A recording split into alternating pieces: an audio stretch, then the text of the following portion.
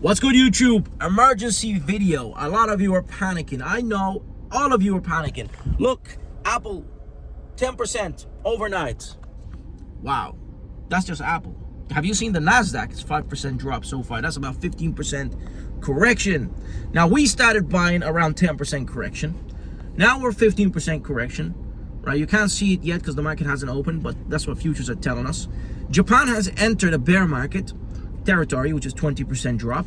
We're right on the 15% average for the NASDAQ over the last couple of decades. That's the average for the NASDAQ, 15%.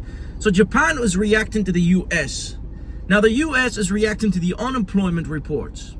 But there's other things in the world, such as a geopolitical tension with Iran, Israel, US. There's tension here of war. You have all kinds of, data that's suggesting the market is scared of buying, or investors are scared, and we've seen that with these sell-offs.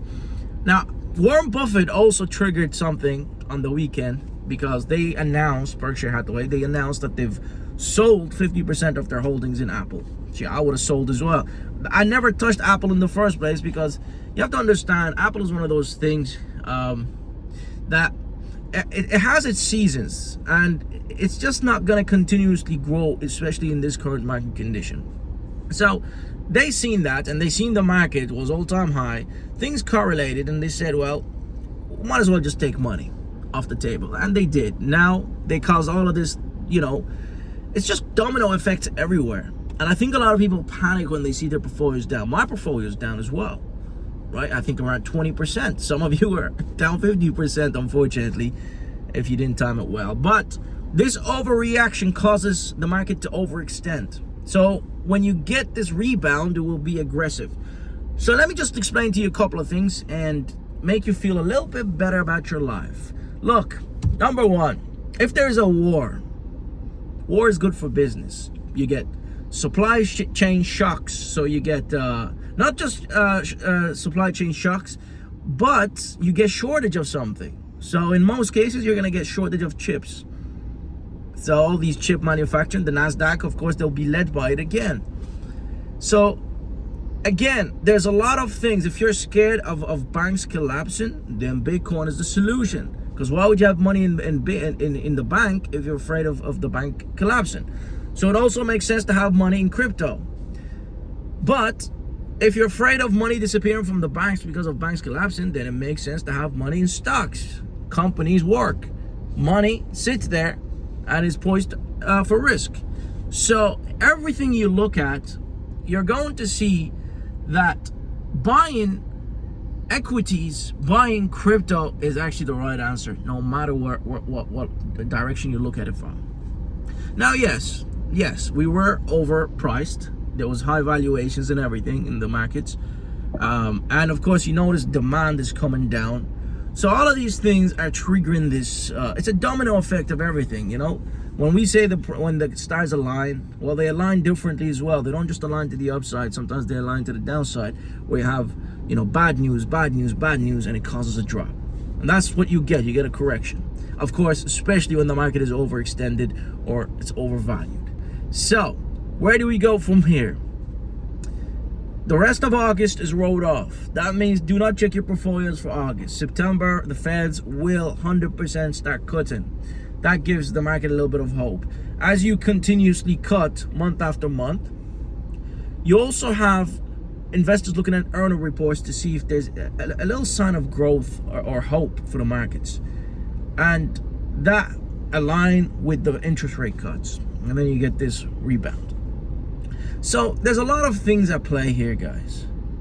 But the most important thing is the shrinkage of demand. That's the thing that actually caused this drop in the market, demand.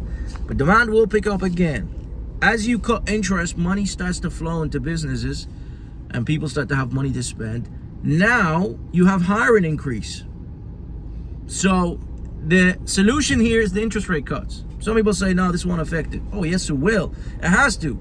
That's the whole point. Is you cut interest, people have money, they spend, business have money, and they hire. All right? So you just solve that problem with interest rate cuts. But demand now comes into play. And of course, you get demand when you cut interest. But then some analysts say, no, that's not true. It's true. Of course it's true. That's the way it goes. That's economy, economics. So what do you do now? Well, you keep buying, my friends. If you're in crypto, you keep buying gradually. Never let a good crisis go to waste. Have you heard of that saying? We're in a crisis now. There was a same case scenario in 2018 where there was a correction in the world. Now you said, oh, I should have bought when there was a 50 Yes, one thing you shouldn't do, guys, is bet against the US economy. If you bet against the US economy, I'm not from the US. I'm here in the Middle East, in Dubai, right? If you bet against the US economy, you're betting against everything else. You're betting against the dollar, and the dollar is pegged against majority of these currencies. The UAE currency, Saudi, Oman, Qatar, Singapore, Israel. All of these currencies are pegged against the dollar. So you understand what happens if the US economy fails. A lot of things are going to follow as well. But it's an opportunity, guys. It's an opportunity. At the end of the day, it's safer to invest than it is to keep your money in the bank. Of course, with what's going on. Because let's not forget, the banks are also exposed to risk by holding equities. And if they go offside, then things become difficult for the institution that's holding your money. You don't want that. You don't want that on, losses on the books of the bank that's holding your money. Unless it's a segregated account, of course.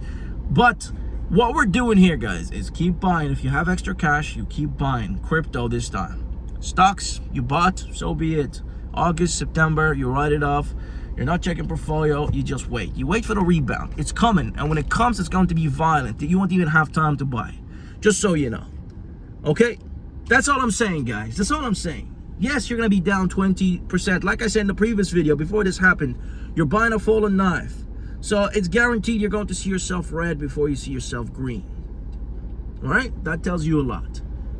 Because there's an overextended period where sellers are selling, and the market's, there's no support that's holding it.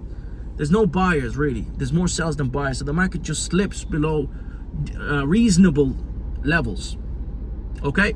That's me done, guys. Appreciate you for watching. Hopefully you enjoyed this. Do not panic. The world is constantly evolving upwards. Position yourself in stocks that are going to evolve as well. And just wait it out. Wait it out, guys. Okay? Peace and love as always.